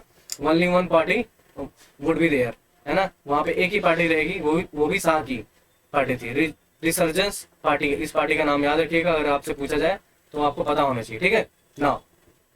गवर्नमेंट क्या कर देती है, सेंसरशिप इम्पोज कर देती है। मतलब आप जो भी न्यूज दिखाओगे, जो भी आपको बातें करनी, जो भी आर्टिकल आपको छापना है, अगर गवर्नमेंट नहीं चाहती कि उसको आप पब्लिश करो या उसको आप मीडिया पे दिखाओ, चैनल पे दिखाओ, तो आप नहीं दिखा सकते। सेंसरशिप थी, तो इसलिए भी लोग परेशान हो रहे थे। ये 1975 और 1977 के बीच की चीजें हो रही थी। और जो पॉलिटिकल प्रिजनर थे उनको अरेस्ट किया जा रहा था, जो भी अपोज करते थी, जो अपोजिशन में थी, जो भी सरकार थी, या जो भी रिलीजियस लीडर थे, पॉलिटिकल लीडर थे, उनको क्या कर लिया जाता था, उनको बंदी बना लिया जाता, आई मीन अरेस्ट कर लेते थे, उनको प्रिजन में डाल देते थे। अब क्या होता है, अक्टूबर 1977 में स्ट्रीट से प्रोटेस्ट स्टार्ट हो जाते हैं। थोड़ा थोड़ा प्रोटेस्ट क्या होता है, स्टार्ट होता है, क्योंकि देखो आप क्या कर रहे हो, उनके राइट्स छीन रहे हो। पहली बात, सेंसरशिप आप इम्पोज कर रहे हो, इन लीडर को आप डाल रहे हो जेल में उठा के, है ना। आप एक ही पार्टी चलाओगे, सारी पॉलिटिकल पार्टी जो है ओपोजिशन में उनको आप हटा रहे हो, तो इसके खिलाफ प्रोटेस्ट होने स्टार्ट हो जाते हैं यहाँ पे। अब इसमें जो मैंने आपको बताया था प्रोटेस्टर थे, उसमें से बहुत ही बड़ा चंक किसका था, स्टूडेंट का था। ऑलवेज स्टूडेंट के हाथ में हमेशा पावर होती है। आप जेएनयू में जाओ, जामिया में भी जाओगे, कहीं में भी जाओ, आपको इस चीज का एहसास होगा कि स्टूडेंट में कितनी पावर होती है। ठीक है ना, ये एक पिक्चर है, आप देख सकते हो किस तरीके का प्रोटेस्ट हो रहा है यहाँ पे। ठीक है, काफी सारे लोग हैं प्रोटेस्ट के लिए, और खासकर ये देखो लीडर की उनकी फोटो दिख रही होगी, इनके सपोर्ट में थे। अब ऐसा हुआ क्या था कि जो इनके सपोर्ट में लोग आ गए थे, मैं आपको बताता हूँ। 6 जैन को क्या होता है, एक न्यूज आर्टिकल, उसमें न्यूज आर्टिकल छापा जाता है, कुछ टीवी शोज दिखाए जाते हैं जिसमें क्रिटिसाइज किया जा रहा होता है खुमैनी साहब को। उनको क्रिटिसाइज कर रहे होते हैं जो उनके लीडर होते हैं, रिलीजियस लीडर। तो इससे जो इनके फॉलोअर होते हैं उनमें और आक्रोश आ जाता है, और बाकी जो और भी लोग होते हैं जो इनके नॉन फॉलोअर भी होते हैं, वो इनको फॉलो करने लग जाते हैं कि अब गवर्नमेंट ऐसे कैसे कर सकती है कि किसी को कुछ भी बोल सकती है। तो एक अच्छे लीडर है, रिलीजियस लीडर है ना, इनके बारे में किस तरीके के आर्टिकल छप रहे हैं। तो इसके बाद और भी लोग प्रोटेस्ट में ज्वाइन होने लग जाते हैं। Now bring vast number of religious conservative and khomeini supporter to protest. यही मैंने आपको बताया, जो कंजर्वेटिव थे, जो इनके फॉलोअर थे, और जो नॉन फॉलोअर भी थे, इनको सपोर्ट मिलने लग गया है ना khomeini साहब को। यहाँ पे वो बाहर अपना काम दिखा रहे थे जलवा वहां पे। नाउ अब होता है जो पुलिस होती है, वहाँ की जो आर्मी होती है, काफी मेजर क्रैकडाउन करती है, हार्शली लोगों को पीटती है, गोलियां चलाती है, सारी चीजें, है ना। जो प्रोटेस्ट करने आते हैं उनपे गोलियां। बट इसमें क्या होता है ना कि जैसे आज 100 लोग आए, उनपे उन्होंने गोलियां चला दी, 3-4 लोग मारे गए। फिर ऐसा नहीं है कि वो सोचते थे कि ये जो प्रोटेस्ट है इसको दबा दिया जाए, ये लोग प्रोटेस्ट ना करें। फिर अगले दिन 200 लोग आ जाते थे, फिर गोलियां या उनको मारा पीटा जाता था, 10 लोग मारे जाते थे। फिर ऐसे ऐसे लोग जुड़ते गए, और फिर लाखों की संख्या में लोग स्ट्रीट में, रोड पे, सड़कों पे आके प्रोटेस्ट करने लगे कि ये तो साहब जी चाहते थे कि ये प्रोटेस्ट तो दब जाएगा, और इसके लिए क्या अमेरिकन बैक जो साथ है, मैंने बताया ना अमेरिकन का सपोर्ट था, इन्होंने इनको सपोर्ट बोल दिया कि भाई हमारी मिलिट्री का अगर आपको सपोर्ट चाहिए ना, मैं प्रॉमिस करता हूँ आपको मिलिट्री का भी सपोर्ट दूंगा। ये है जिमी कार्टर, उस टाइम के प्रेसिडेंट थे। इन्होंने बोला ठीक है साहब जी, आपको मेरा पूरा फुल सपोर्ट है, अगर आपको मिलिट्री सपोर्ट भी चाहिए क्रैकडाउन करने के लिए तो आप कीजिएगा, बिल्कुल आपको ये प्रोटेस्ट आप खत्म करो यहाँ पे। लेकिन ये प्रोटेस्ट रुकने का नाम नहीं ले रहा था। मैं आपको बताऊं, जिस टाइम पे पब्लिक, ये जो जनता है, जो चीज सोच लेती है कि भाई ये चीज चेंज होना है, आप उनपे गोलियां क्या लाठियां बरसवा दो, वो चीज नहीं हो सकती। वो चीज चेंज होके रहती है, क्योंकि हमसे हैं आप इन द सेंस लीडर हमसे हैं, है ना, हम उनसे नहीं है। ठीक है, सेम चीज आपने देखा होगा करंट अफेयर, अगर आपने फॉलो किया होगा, ईस्ट एशियन नेशन है, उस नेशन का आप में से कोई बच्चा बता सकता है कि कहाँ पे अभी भी प्रोटेस्ट चल रहे हैं उनकी गवर्नमेंट के खिलाफ, है ना। वहाँ पे डिक्टेटरशिप आ गई है आर्मी की, पहले भी आई हुई थी, वो आप मुझे बताओ अगर किसी को बताओ तो। ना अब सितंबर में क्या होता है, सितंबर 1978, एक साल बाद ही यहाँ पे मार्शल लॉ इम्पोज कर दिया जाता है, और मेनी प्रोटेस्टर जो होते हैं उनको गोली मार दी जाती है। हालांकि ऑफिशियल जो होते हैं, ऑफिशियल रिकॉर्ड जो होता है वो बताते हैं 600-700 लोग मारे गए थे, बट ये सब झूठ होता है। 600-700 लोग नहीं मारे जाते। यस, म्यांमार, ग्रेट बच्चे। तो म्यांमार में काफी ऐसे प्रोटेस्ट चल रहे हैं, वहां पे भी लोगों को गोलियां मारी गई, वो लोग बचने के लिए अलग अलग तरीके से जुगाड़ कर रहे थे, बहुत सारी चीजें हैं, है ना। तो ये चीजें थी। तो अब मार्शल लॉ इम्पोज होने की वजह से काफी सारे लोगों को सीधे गोली मार दी जाती थी। तो देखा जाए 10 से 20 हजार लोग मारे गए थे इस प्रोटेस्ट में, बट इनका जो ऑफिशियल नंबर है वो बहुत कम बताते कि 500 से 600 लोग ही मारे गए थे। ऐसा नहीं है दोस्तों। अब इसमें क्या हुआ था, स्टूडेंट, मैंने आपको बताया था काफी स्टूडेंट जो थे वो जुड़ते जा रहे थे अगेन।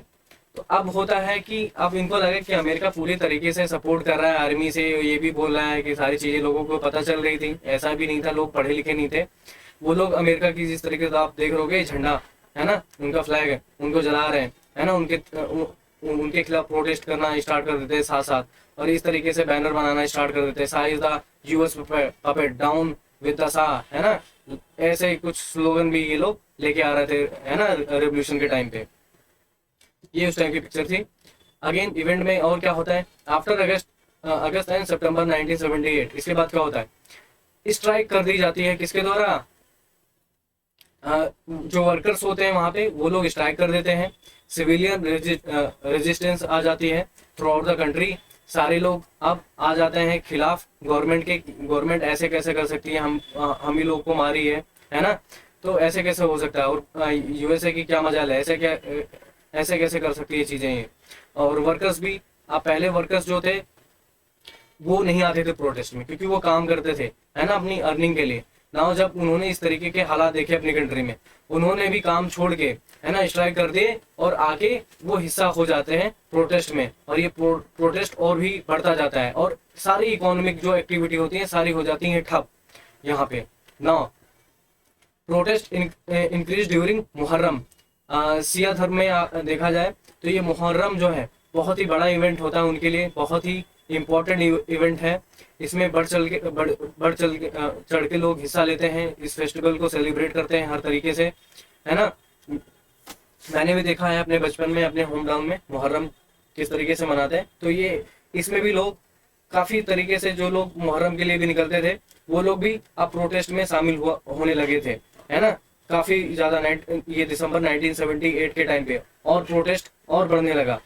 अब क्या होता है, ये जिस तरीके से प्रोटेस्ट बढ़ते जा रहे थे, ये लोग हावी हो रहे थे गवर्नमेंट पे, आप साजी ईरान को छोड़ के भाग जाते हैं यूएसए, और बहाना मारते हैं कि उनको मेडिकल ट्रीटमेंट के लिए यूएसए आना पड़ा है। हालांकि ये बात सही थी, उनको कैंसर की बीमारी होती है, बट यस अगर देखा जाए तो इतनी सारी दबाव के बाद ये लोग भाग जाते हैं, कहाँ, यूएसए चले जाते हैं। कब, 16 जन 1979 में। नाउ क्या होता है, अब जैसे ये यूएसए जाते हैं, ऐसे खुमैनी साहब जो हैं, जो एग्जाइल पे थे, वो सीधे ईरान आ जाते हैं, और मिलियंस ऑफ लोग, मिलियंस का मतलब 1 मिलियन में 10 लाख, तो ऐसे समझ लो मिलियंस ऑफ जो लोग होते हैं, इनका बहुत वार्म वेलकम करते हैं वापस आने के लिए कंट्री में, है ना। अभी इनकी पिक्चर भी मैं दिखाऊंगा। और ये क्या करते हैं, आते ही जो भी पीएम होते हैं वहाँ पे, जो रेजा के द्वारा सिलेक्टेड होते हैं, चुने गए होते हैं, जो बनाए गए होते हैं पीएम, उनको क्या कर दिया जाता है, उनको डिसमिस कर देते हैं। और जो भी ओपोनेंट होते हैं, जो भी लेफ्ट विंग होते हैं, मॉडरेट ग्रुप होते हैं, देखो जो लेफ्ट विंग थे और जो मॉडरेट ग्रुप थे जो प्रोटेस्ट कर रहे थे, वो इसलिए नहीं प्रोटेस्ट कर रहे थे कि यहाँ पे रिलीजियस टाइप की गवर्नमेंट आए, है ना, या इस्लामिक स्टेट बने एक तरीके से, यूं बोल लो, है ना। तो वो ये नहीं चाहते थे, और जो भी इस चीज को अपोज कर रहा था, ये जो लीडर थे खोमेनी साहब, उन्होंने जो ओपोनेंट थे उनको सप्रेस कर दिया, पहले ही धराशायी कर दिया। ये देखो, जब फ्रांस की फ्लाइट से देख रहे होगे, ये उतर रहे थे किस तरीके से, ये वापस ईरान की धरती पे उतरते हैं, कदम रखते हैं अपने फ्लाइट से। और उसके बाद क्या होता है, इसका आफ्टर मैथ क्या होता है, ये आप देख लीजिए। जब ईरान ये रेवोल्यूशन होता है, सक्सेसफुल जब हो जाता है, तो 1979 में क्या होता है, वोट होते हैं और नया कॉन्स्टिट्यूशन बनाया जाता है, और Islamic Republic of Iran establish किया जाता है। यहाँ पे आपका आंसर मिल गया, ईरान का ऑफिशियल नेम क्या है। अगर ये नहीं मैच कर रहा हो तो एक बार मुझे बताओ, ठीक है। नाउ जो प्रेसिडेंट है, पार्लियामेंट है और इलेक्शन, ये सारी चीजें होंगी। प्रेसिडेंट भी होगा, पार्लियामेंट भी होगा और इलेक्शन भी होगा। बट जो सुप्रीम लीडर है, ये सबसे ऊपर होंगे। वो अगर कोई डिसीजन है गवर्नमेंट की, अगर वो उसको टर्न करना चाहते हैं, बदलना चाहते हैं, तो वो कर सकते हैं। अगर वो चाहते हैं कि इसमें से कोई जो चीफ आर्मी ऑफिसर, उसको हायर कर रहे हैं या नहीं हायर करना है, उसके डिसीजन को वो बदल सकते हैं। या जो अपॉइंटमेंट है ना, जैसे कि मैंने बताया प्रेसिडेंट एंड ऑल की, तो अगर वो चाहते हैं चेंज कि ये इनको प्रेसिडेंट नहीं बनाना है, तो उसको क्या कर सकते हैं, ये जो सुप्रीम लीडर होते हैं उसको क्या कर सकते हैं, हटा सकते हैं, है ना, रिजेक्ट कर सकते हैं ऐसी अपॉइंटमेंट को ना। अब इन्होंने यहाँ पे शरिया लॉ अडॉप्ट करते हैं नाउ। और क्या होता है, formation of Islamic revolutionary guard, जिसके बारे में आप सभी ने सुना होगा। ये काफ़ी फेमस रिवोल्यूशनरी गार्ड है, जिनके अभी चीफ थे एक, है ना, जो कि यूएसए द्वारा मारे गए थे। अगर आपको नाम पता हो तो आप जरूर बताइएगा, करंट अफेयर का क्वेश्चन है वो, और आपसे हो सकता है पूछा भी जाए, ठीक है।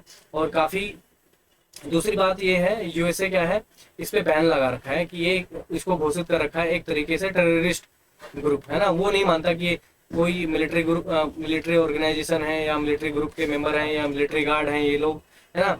बट यहाँ पे जब फॉर्मेशन हुआ था इसका, तो ये एक अलग ही तरीके के एलिट टाइप के मिलिट्री ग्रुप थे, इसका फॉर्मेशन किया गया।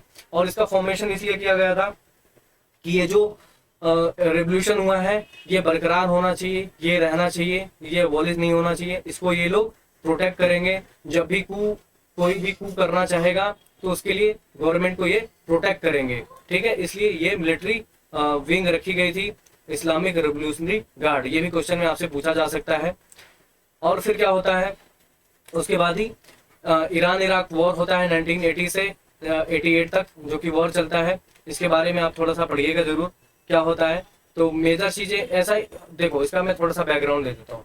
ये वॉर होती क्यों, मेजरली क्या होता है, जब ये गवर्नमेंट बनती है इस तरीके से, है ना, इस्लामिक रिपब्लिक, तो ये सुप्रीम लीडर जो खमेनी साहब है, वो अपने भाषण में बोलने लगते हैं आसपास की कंट्री जो कि डर रही होती है इनके बयान से, कि जहाँ पे भी डिक्टेटरशिप है उनको उखाड़ फेंका जाए और रिपब्लिक गवर्नमेंट लाई जाए। तो जैसे कि इराक में है, सऊदी अरबिया में है, वहां पे क्या था, डिक्टेटरशिप थी एक तरीके से, एक ही गवर्नमेंट, एक ही जना रूल कर रहा है ना। तो जनरल हुसैन, ओके ठीक है, उनका पूरा नाम बताओ यार, पूरा नाम नहीं बता रहा हूँ आप, ठीक है। तो यहाँ पे क्या होता है, मैंने आपको बताया इस्लामिक, सॉरी, ये रीजन क्या था कि ये सीधे बोलते थे वहाँ पे गवर्नमेंट को जहाँ पे डिक्टेटरशिप है वहाँ पे उनको हटा दो और रिपब्लिक गवर्नमेंट लाया जाए। तो ये फियर था इराक को कि देखो इराक में क्या है, वहाँ पे भी जो लोग फॉलो करने वाले धर्म को, वो भी सिया की मेजोरिटी है। और जो सद्दाम भाई साहब थे, है ना, जिनकी डिक्टेटरशिप चल रही थी, वो उनकी जो पार्टी थी, यूं बोल लो, उनमें जो मेंबर थे या वो खुद थे, वो सुन्नी धर्म के थे। हमेशा थोड़ा सा सुन्नी और सिया में आपस में अनबन चलता रहता है। मुझे नहीं समझ में आता ऐसा क्यों करते हैं लोग, है ना, नहीं करना चाहिए ऑब्वियसली बात। तो इस चीज को लेके कि यहाँ पे भी जो मेजोरिटी है, सिया मेजोरिटी है, और इनके फॉलोअर जो भी ये रिलीजियस स्कॉलर बोलते हैं, ये लोग इन पे इम्पैक्ट करती हैं और ये लोग मानेंगे। और इसके चलते कहीं यहाँ पे भी कू ना हो जाए, तख्ता पलट ना हो जाए और गवर्नमेंट हट ना जाए, ठीक है, डिक्टेटरशिप ना हट जाए। इसलिए इराक ने इन पे वॉर छेड़ दिया होता है ईरान पे। तो इसके बारे में आप थोड़ा और पढ़िएगा, ठीक है। 8 साल की वॉर चलती है, हालांकि ना तो ईरान को इसमें कुछ मिलता है, ना तो इराक को कुछ मिलता है ना, कोई मेजर गेन नहीं मिलता है इस लड़ाई में, किसी को कुछ नहीं मिलता है सिवाय लॉस के। आगे बढ़ते हैं ना। एक ये मेजर इवेंट और होता है इसमें, अमेरिकन होस्टेज क्राइसिस। ये क्या होता है, देखो मैं आपको बताता हूँ क्या होता है। नवंबर 4 को 1979 में, है ना, और ये एक टाइम लाइन है जब तक इनको हॉस्टेज का मतलब बंदी बनाना। ये जो रेवोल्यूशनरी स्टूडेंट थे, इनका एक ग्रुप था और ये एम्बेसी की तरफ जाते हैं और उस एम्बेसी को क्या कर लेते हैं, अपने अंडर ले लेते हैं और उसमें जितने भी डिप्लोमेट्स होते हैं और स्टाफ होते हैं उनको हॉस्टेज बना लेते हैं, एज ए बंदी बना लेते हैं। और ऐसा क्यों करते हैं, ऐसा इसलिए करते हैं क्योंकि ईरान यूएसए से बोल रहा होता कि ये जो रेजा साहब जी है ना, इनको आप वापस भेजो और इनके ऊपर ट्रायल चलाए जाएंगे, है ना। जो भी इतने लोगों को इन्होंने मरवाया है, गोलियां चलवाई हैं, इनसे बदला लेना है। बदला इन द सेंस इन पे ट्रायल चलेंगे, मुकदमा चलेगा, है ना। तो जो भी चीजें हैं इनको सजा मिलेगी, हम सजा देंगे। तो इसलिए इन्होंने वहाँ की जो एम्बेसी थी उनके लोगों को हॉस्टेज बना लिया। और कब तक बना के रखा था, 444 डेज के लिए। और कब से कब तक ये आप देख सकते हो, नवंबर 1979 से जन 1981 तक। मतलब इतने दिन तक हॉस्टेज बना के रखा था इन्होंने, और वो रीजन क्या था, वो शाह जी को वापस लाने के लिए, है ना, कि यूएसए उनको डिपोर्ट कर दे वहां से। फाइनली क्या होता है, 80s में क्या होता है, शाह जी की मृत्यु हो जाती है।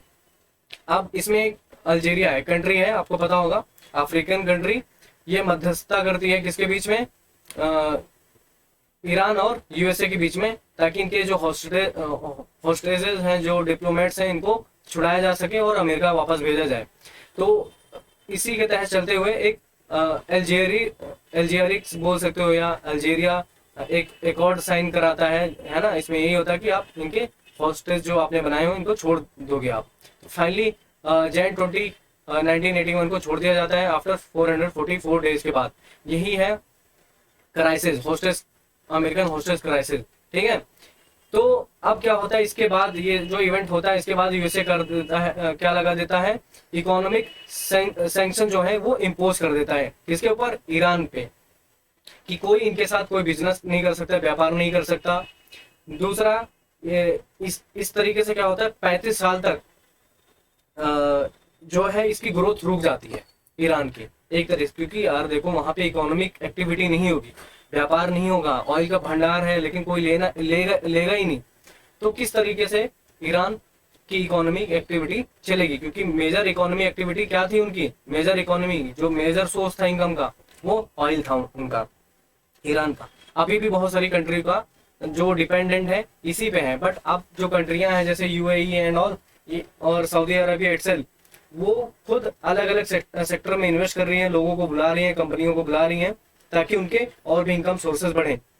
और उस टाइम पे 35 साल तक इससे जूझना पड़ा इकोनॉमिक सैंक्शन की वजह से। एंड द एंड ऑफ 2015 में अगेन जो P5 कंट्रीज हैं, एक मिनट, P5 मतलब यूनाइटेड नेशन की जो 5 परमानेंट मेंबर है ना, सॉरी यहीं तक था क्या, आगे नहीं है, चलो यहीं तक होगा। तो मैं आपको बता देता हूँ, ये यहीं तक रहेगा, आगे जो होगा समझाता हूँ। तो 2015 में इस सैंक्शन को हटाने के लिए जो P5 कंट्रीज हैं, P5 मेंबर कौन कौन सी हैं वो आप बता सकते हो, वो और प्लस जर्मनी, ये मिलके एक मध्यस्थता करते हैं। सर अमेरिकन ही क्यों सैंक्शन लगाता है और अदर कंट्री उसकी बात क्यों मानते हैं। देखो मेजर चीजें क्या है, देखो अगर देखा जाए ओवरऑल पावर में कौन है, बहुत सारे इसके बहुत सारे कारण हैं। पहली बात तो एलाई होना, कौन कौन सी कंट्री है किसके एलाई हैं, और बहुत सारी चीजें हैं। अमेरिका जैसे कि आपको पता होगा डॉलर एक इंटरनेशनल करेंसी है, ठीक है। दूसरी बात, उसी से सारी चीजें व्यापार भी होती हैं उनकी। हालांकि ऐसा नहीं है अमेरिका में ऑयल नहीं होता, अमेरिका में भी ऑयल होता है ना, सारी चीजें हैं। बट एक पहली बात तो यूएन में इटसेल्फ, और जो बहुत बड़ी बड़ी ऑर्गेनाइजेशन है, जैसे मैं आपको बताऊं कौन सी ऑर्गेनाइजेशन, मनी से रिलेटेड जो फाइनेंशियल इंस्टीट्यूशन है इटसेल्फ, वो अमेरिका में ही है, जो कि पूरे वर्ल्ड को वो फंड करते हैं, है ना। जब भी क्राइसिस आता है, जब भी सारी चीजें होती हैं, जब हम इंटरनेशनल ऑर्गेनाइजेशन पढ़ेंगे ना, जैसे आपने इंटरनेशनल मॉनेटरी फंड के बारे में सुना होगा, है ना, IMF, यस एग्जैक्टली, ऐसी और भी, यस P5 कंट्रीज। तो ऐसी और भी ऑर्गेनाइजेशन है जो कि सिर्फ यूएसए में ही है, और वहाँ के ऑलमोस्टली चीफ जो होते हैं, सारी चीजें उन्हीं के द्वारा रन किए जा रहे होते हैं। वो लोग कंट्रोल करते हैं, वो चाहते हैं कि इनको पैसे देने हैं, कहाँ पे इन्वेस्ट करना है, कहाँ पे नहीं करना है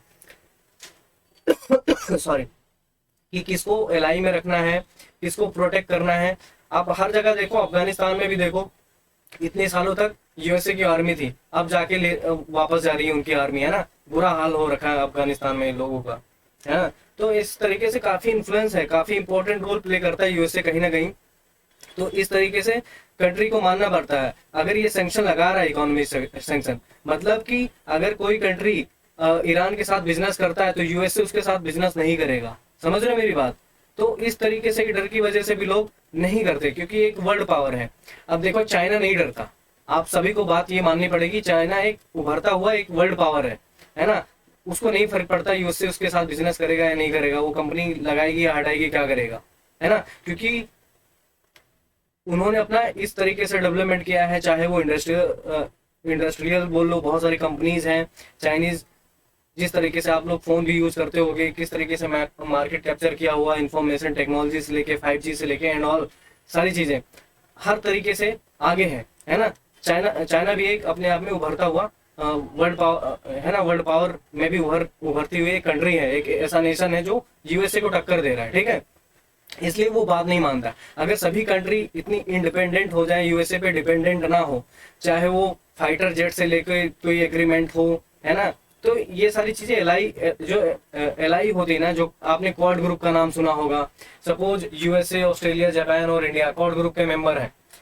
अब कोई बात यूएसए कहता है तो कहीं ना कहीं दबाव में इंडिया, ऑस्ट्रेलिया और जापान को भी मानना पड़ता है, समझ रहे हो। इस तरह के अगर कोई इकोनॉमिक सैंक्शन इम्पोज करेगा यूएसए, तो ये चीजें माननी पड़ेगी कंट्री। इसका जवाब यही है बच्चों, ठीक है। बाकी और भी चीजें हैं, जो बहुत सारी चीजें मैटर करती हैं, जो यूएसए की बात लोगों को मानना पड़ता है। तो आई होप बच्चों आप सभी को मजा आया होगा, बहुत सारी चीजें समझ में आई होंगी। और ये सेशन हम अभी यहीं पर, हाँ यस, लाइक नेटो, बहुत सारे मेंबर हैं इस नेटो के, नॉर्थ अटलांटिक ट्रेडिंग ऑर्गेनाइजेशन के, ठीक है। बहुत सारी चीजें आपको समझ में आई होंगी। अगर डाउट है अभी आप लोग पूछ सकते हो। दूसरा, हम 15 मिनट का ब्रेक लेंगे इसके जस्ट सेशन के बाद, और फिर मैं नोट से पढ़ाऊंगा। हालांकि मैं प्रेजेंट नहीं कर पाऊंगा, बट जो इंपॉर्टेंट चीजें हैं और भी चीजें मैं आपको बताऊंगा जो आपको मदद करेंगी एग्जामिनेशन पॉइंट ऑफ व्यू से। आई होप आपको ईरानियन रेवोल्यूशन आपको बहुत अच्छे से समझ में आया होगा। अगर किसी के भी डाउट है वो पूछ सकता है कि सर मुझे ये नहीं समझ में आया, मैं उसको समझाने की कोशिश करूंगा। हाँ हाँ, ये पीडीएफ मैं ग्रुप में सेंड कर दूंगा, नो वरीज, आप रिवाइज भी कर पाओगे, ठीक है। इसकी टेंशन नहीं लेनी है आपने। अभी तो बहुत सारी चीजें हैं डिस्कस करना, जो कि अभी हमने डिस्कस ही नहीं किया, है ना। माउंटेन के बारे में कुछ फेमस चीजें हैं, डायनेस्टी से रिलेटेड डाउट है, डायनेस्टी से रिलेटेड जो भी डाउट है थोड़ा सा आप देखो, मेरे पास भी टाइम बहुत कम है बच्चों, नहीं तो मैं ऑनेस्टली मैं सारी डायनेस्टी कवर कराता स्क्रैच से, जैसे मैंने फ्रांस और आंस में भी सब कुछ कवर किया है। तो एक बार डायनेस्टी अगर कोई सी आपको समझनी हो और थोड़ा सा आप देख सकते हो, क्योंकि अगर डायनेस्टी कवर कराने बैठा ना तो सुबह हो जाएगी, बिलीव मी, सुबह हो जाएगी डायनेस्टी कवर कराने में, ठीक है। सर ईरानियन रेवोल्यूशन के टाइम कौन सी थी डायनेस्टी? पहलवी डायनेस्टी दोस्तों, लास्ट डायनेस्टी जो मैंने अभी आपको बताया यहाँ पे देखो।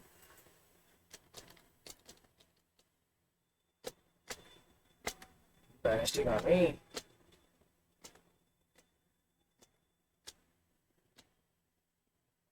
ये देखो ना, जब कजार डायनेस्टी को हटाया गया, कौन सी डायनेस्टी बनाई गई, स्थापित की गई थी? पहलवी डायनेस्टी, ठीक है। ये चीज आपको याद रखना है।